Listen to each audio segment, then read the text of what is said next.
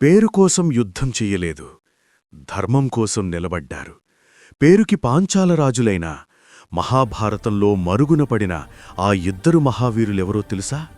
యుధామన్యుడు మరియు ఉత్తమౌజుడు మహాభారతంలో ఎక్కువగా వెలుగులోకి రాని కానీ పాండవుల విజయంలో కీలక పాత్ర పోషించిన మహావీరులు. వీరిద్దరూ పాంచాల దేశానికి చెందిన రాజకుమారులు, ద్రుపద మహారాజు వంశానికి చెందినవారని మహాభారతం పేర్కొంటుంది. చిన్ననాటినుంచే వీరికి యుద్ధమే జీవితం. గురువుల వద్ద అస్త్రవిద్య, ధనుర్విద్య, వ్యూహాలు నేర్చుకుంటూ పెరిగారు. ముఖ్యంగా ధర్మం పట్ల అపారమైన విశ్వాసం, కృష్ణుడు పాండవుల పట్ల అచంచలమైన భక్తి వీరి స్వభావం. ద్రౌపది అవమాన ఘట్టం తరువాత పాండవులకు అండగా నిలబడాలనే సంకల్పంతో వీరు కురుక్షేత్ర యుద్ధానికి సిద్ధమయ్యారు. కురుక్షేత్ర యుద్ధంలో యుధామన్యుడు మరియు ఉత్తమౌజుడు పాండవుల పక్షాన అగ్రశ్రేణి యోధులుగా పోరాడారు.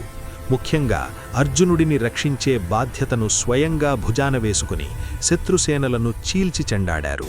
పాంచాల రాజులైన వీరిద్దరూ అర్జునుడి రథచక్రాలను కుడిచక్రం ఉత్తమౌజ, ఎడమచక్రం యుధామన్యు కాపాడటానికి నియమితులు. ద్రోణాచార్యుని దుర్భేద్య వ్యూహాల మధ్య కూడా వీరు అర్జునుడికి కవచంలా నిలిచారు. కౌరవుల మహారథులతో ముఖాముఖి యుద్ధం చేస్తూ అనేక మంది శత్రువులను సంహరించారు. అయితే యుద్ధం చివరి దశలో అశ్వత్థామ చేసిన క్రూరమైన రాత్రిదాడిలో ఉపపాండవులతో కలిసి వీరిద్దరూ వీరమరణం పొందారు.